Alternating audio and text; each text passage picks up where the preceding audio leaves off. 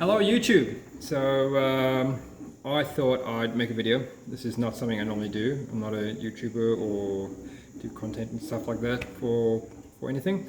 But I bought myself a Creatbot F430NX, and I believe, according to Creatbot, I'm the only person with one. So I kind of feel obligated to do a video because as a fellow 3D printing enthusiast, if you've ever thought about going into the industrial side, and you might have come across Creatbot, and this is their latest desktop variation 3D printer, right? And it's not cheap. What's it, like $6,000 US? It's $10,000 here in Australia. It's been out for about 6 months. I heard about it maybe a year and a half ago, and I left it to let it mature.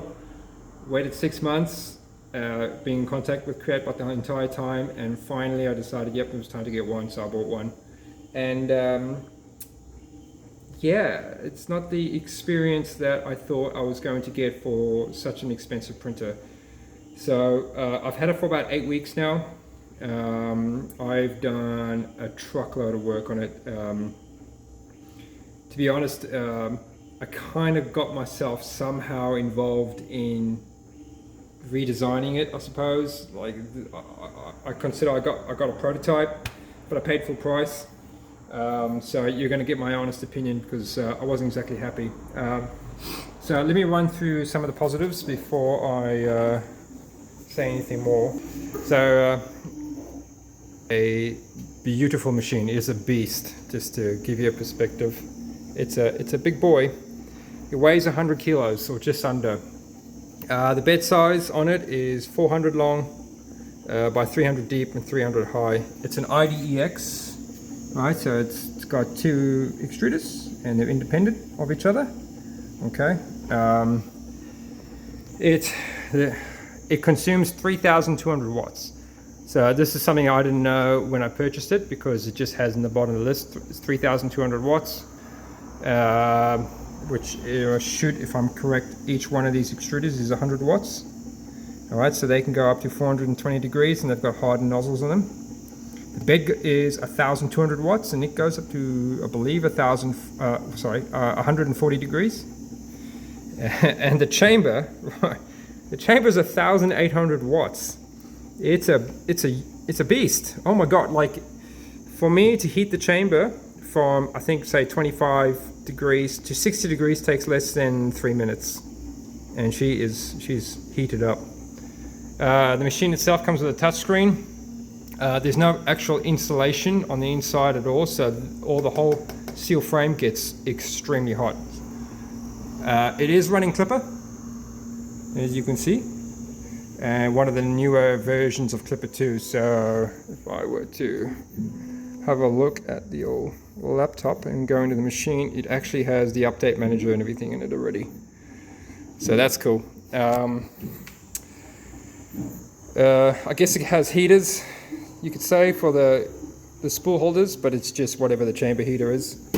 So if you set it to 60 C in the chamber, then obviously it's heating up your filament to 60 C as well. Well, what else? Ah, yes. It has two plugs. So the extruders and the bed run on a 10 amp plug, where the heater chamber runs on a 15 amp plug. That I did not know, and it was quite the pain in the ass to get that to work. It's got wireless. The pie and everything is sitting in there.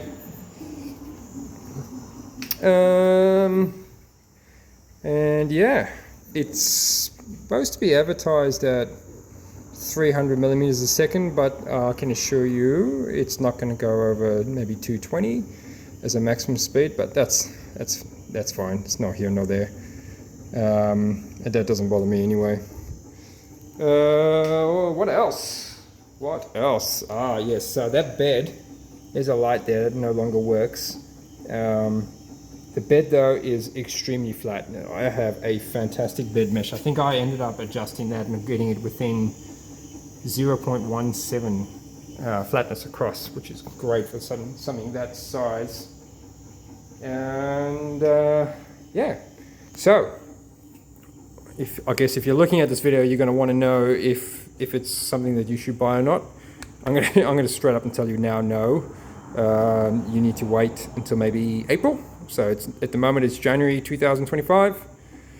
After I finish all the upgrades or ideas anyway that I've done, Creatbot are actually going to implement them. They've already implemented half of them. This is how I sort of discovered that I was their test bunny. So let me run through some of the first couple of issues that I encountered with this. The first one, the major one, it is, I guess, if you're a company and you just bought this printer, it comes in a beautiful box, and you take it out of the box and you set it up and you turn it on. There's no manual. You're on your own. You're not gonna. There's nothing to tell you what screws to take out or how to plug things in, what to do. That you're on your own. There's nothing. Okay. Creatbot has its own software called Createware, and they do have a profile for the F430NX, right? The issue is there's only one profile, and it doesn't work at all, like not even remotely. So with an IDEX, you should get 4 profiles. One's the mono mode, which is what I'm doing now, which only uses one tool head, and it just prints like a normal printer. Then there should be another one called dual, where if you wanted 2 colors, so say ABS and a support material like hips, then you need to run a profile called dual profile. That didn't exist. The other option is if you want to do copy mode, where you can make 2 of the same component and it uses both heads and they move identically. Or you can use mirror mode, which is obviously a left hand and a right hand, so they move in twine with each other like that. Anyway, it didn't have anything. It has nothing. So I got this printer out the box. I got Createware, and it just immediately flooded with errors because there was no profiles for the machine to run. So I had to get onto OrcaSlicer and write my own profiles, which I've done. And now anybody else who gets this printer and who wants to use OrcaSlicer, you're welcome, you're getting my profiles. Second thing that was probably one of the biggest issues, when I actually got it printing, right? That motor there, that's your y-axis. That's a NEMA 23, and it used to be a 1.8 degree, and we've since changed it to a 0.9. So it's a servo motor now, not just a general stepper. And what it was doing is, because for some reason the turns were so aggressive that it couldn't print round. Everything was coming out oval shaped, and it vibrated. So if I can get this under the light, I can show you a little bit. So this isn't too bad because this is when I first started tuning for the 0.9, but as you can see, there are bumps in there, which is going to lead me to my next thing. And yes, that isn't too close, that is just vibration. Okay, so after that, after changing that, it actually improved quite a significant amount, but I was getting knocks. So every time the machine would start on a point, do a circle, and then come back, the transition from the y-axis more into the x-axis, they would create a knock, and you could see that knock quite badly on like something like these. All right, let me just get the angle for you. And there, so there's the knock, and on the inside you can see it's not round. There's the knock. So that's a knock, and then the seam will be probably this side. There's the seam, there's the knock. And it was happening on the outside, and it's happening on the inside. It didn't matter what size cubes I was making, it was just knocking away. Anyway, where's my, got to do my benchy.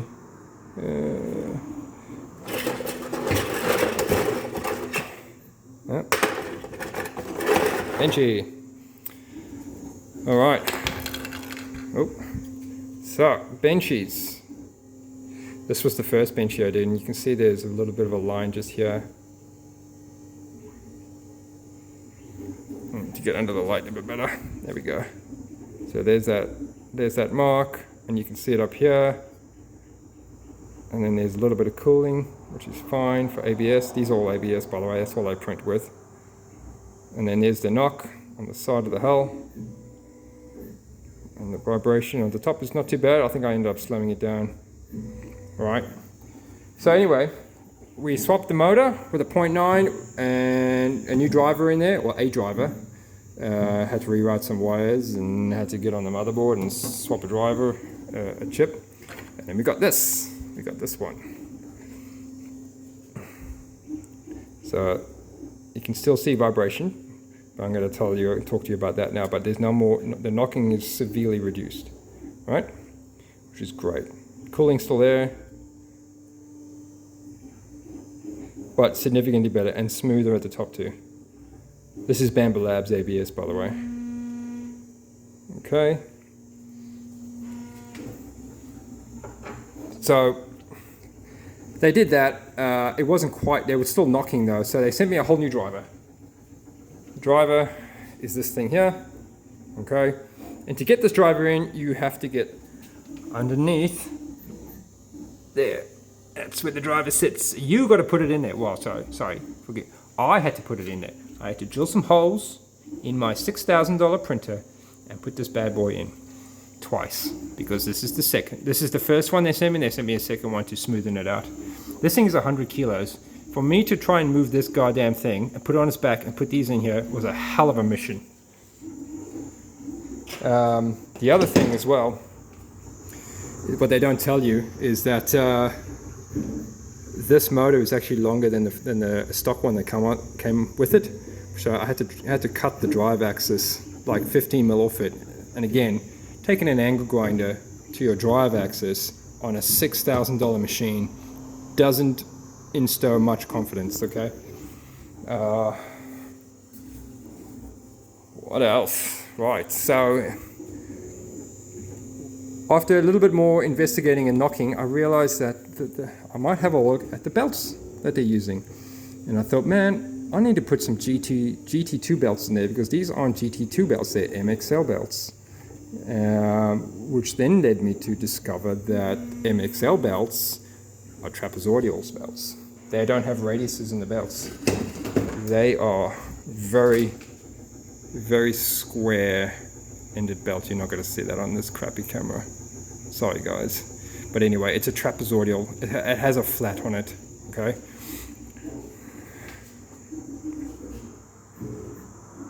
It's got a nice or an ugly flat on there. So what's happening is every time that pulley comes around and it goes over that little pulley, it's micro knocking, and it's obviously one's a pull and one's a push, so you get a knock on the one side and a massive vibration on the other side, because when the belt runs underneath. So we had to fix that, and this is where things start to get really frustrating. So I'm going to tell you a short story. I ended up swapping these drive axles with my own. They're titanium ones because they're lighter. I bought new pulleys. They're a 36 tooth. They're an odd size. Okay, 36 tooths over here, and there's the one just over here, which is an idler. These are the same. These were MXL belts as well. I wanted GT2 belts on there, so I've done that. But 25 tooths, right? Odd size. And there's not a single thing on this machine that is it's not proprietary, right? So if you want anything, you have to buy it through Creatbot. So the pulleys that they had, they were all custom made, right? And the ones they had on there are 14 mil, but the only ones I could buy are 15 mil, which means I had to sand down 0.5 mil on each side just to get those damn pulleys to fit. All right, that was the first thing. The second thing is they have these connectors to hold the belts right? So that connector there, and the belt slides in there. There you go, see? And it hooks on just there. See that little white thing? I think it's saying that goes in there. And then the same on the other side, and pushes and pulls. All right, you can't buy these. These are custom made. And not only that, these are designed for trapezoidal ones, so I had to get these laser cut. Okay, that sucked. And so what I did was, I'm like, well, I need some here. I need 2 on this side, and I need 2 on that side, and then I need 2 on that one, and I need 2 on that one. But these ones are thinner, no worries. But no, just to add more salt into the wound here, these are left-handed. So see how these teeth are at the bottom? Well, these ones, the teeth are at the top. So they sort of, the belt obviously runs in the other direction. I did not realize that. So yeah, who would have thought? Just to buy these, which version do you want? Do you want the left hand or the right hand version? So anyway, I jimmied it up, I've got it going, it's fine. Once I send this to Creatbot to let them know that this is a massive improvement in quality, they've already started. They're going to laser cut some new ones or wire cut them for the x-axis and for the y-axis. New pulleys are going to get cut for also the y-axis and the x-axis. So, and they'll send me that kit and I'll install that kit on here. And I'll tell you now, like even replacing this, it was an absolute nightmare just to get into those corners. Not something you guys are going to have to worry about, because if you buy these printers, by the time I'm finished with it, you'll probably have all these upgrades. All right. So anyway, let's delve a little bit deeper. The extruders. Let's talk about the extruders quickly. So these extruders are not the same ones you'll see on the brochure for the machine. Okay, they're newer ones, and they're quite long. Like the nozzle for them is severely long. And don't worry, it's custom made. You cannot buy them other than through Creatbot. When I first got this machine, I noticed that this nozzle was slightly lower than that nozzle, which is typical for IDEX. No big deal, who cares? You should just be able to adjust it. No, these extruders were not adjustable. You couldn't adjust the height at all. So that was a problem. So I messaged them and said, look, you can't buy an IDEX machine and not be able to adjust the extruders. They need to be adjustable, otherwise when you do dual mode or copy mode or mirror mode or anything with the other extruder, it's not going to sit flush, or it's going to be too far down and it's going to damage your bed, or it won't adhere at all. So that's a massive issue. So what we did was I ended up telling them to modify these 3 bolts up the top here, and then that will allow you just like 0.5 mm to 1 mm of adjustment on each one, which is more than enough to get them going. The other thing is, these machines are primarily used for one type of filament. I guarantee you, if you go from PLA to ABS, you're going to jam, right? Or even the other way around. So ABS to PLA, no chance. That nozzle will jam, and you're going to have to unscrew it and put it over a heater because it's so damn long, get all that filament out and then put it back in and readjust the height and then recalibrate the offset of between the two, which is something that you can't do unless you have a tool for it, and that's frustrating. The other thing as well is I've done nearly 400 hours of diagnosis with this machine. So 400 hours, not much printing, if any, so maybe 120 hours of actual printing, and that fan died. So this light in here has died, that fan has died. I've replaced them now. It's just a 24 volt DC fan, but still, $6,000 machine. Okay. I have a list. I gotta tell you about this. So, don't get upset, but because they use Createware as their own software, right? Createware, what is it? It's a fork of slicer, I believe.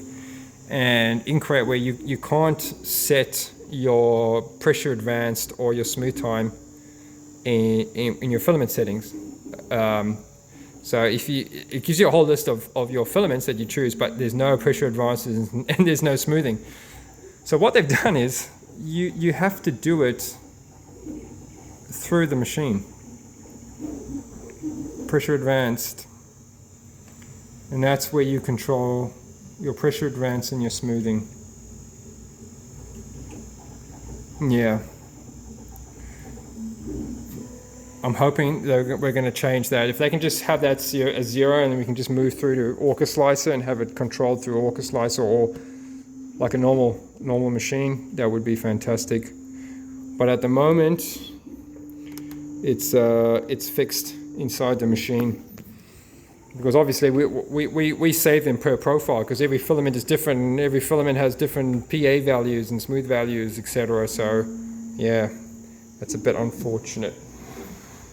Other than that, that's the old Creatbot, and that was my experience with it now. So I've been a couple of times, I've just really wanted to put it back in its box and send it back, but I'm starting to get some good, decent results now that I've changed the belts and done all the bloody drivers and everything else for it. But this is a ABS carbon fiber. It did unfortunately pull a little bit off the bed, but as you can tell, it's quite smooth. Not bad. Looks smooth, which is a lot better than what it was looking. So hopefully April, I'd say April, you should be good if you want to think about buying a Creatbot F430NX. But today, I wouldn't touch that thing with a goddamn 40-foot pole. Save yourself a hassle. Yeah, if you guys have any other questions, honestly, just shoot me a message, and I'll be happy to help. I have a few machines. I'm not cluey with Clipper at all. You know, I'm still sort of new to it. I don't even know how to modify configurations and shit like that. But you know, this thing has motivated me to do that, and I didn't have a choice. But eventually, I got there. So yeah, hopefully that gave you a good solid run on the F430. I'll show you what I'm printing, just so you can have another look at it actually printing. That there is some carbon fiber ABS. It's looking very nice, and so it goddamn well should. See, very smooth, very good. Happy days. And from the front, zoom in there, smooth that out. Yeah, not bad. Not bad at all. Alright, well, thanks for watching. And Creatbot, you can hire me or send me some demo printers for this. Cheers.